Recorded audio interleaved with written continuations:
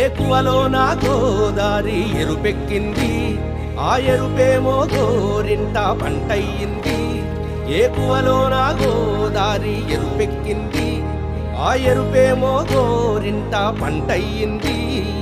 పండిన చేతికెన్నో సిగ్గులొచ్చి ఆహా సిగ్గంత చీర కట్టింది.